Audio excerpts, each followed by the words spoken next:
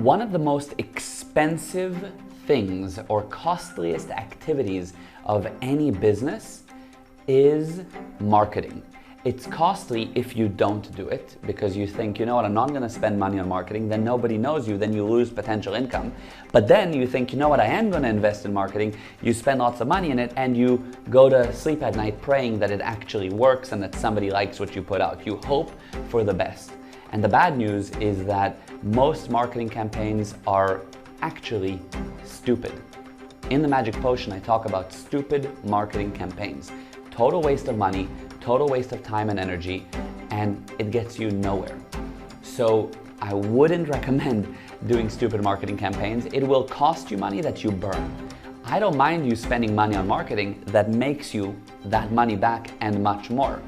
That is a smart marketing campaign, and in the Magic Potion, you learn what it takes to actually do marketing, what marketing is, how to do smart marketing campaigns that actually bring results, how to make yourself known, and the 10 steps. If you think making yourself known is putting out a few flyers, there are 10 steps that you have to apply, and only once you've done all 10, and it's much more than you think, can you consider yourself as known.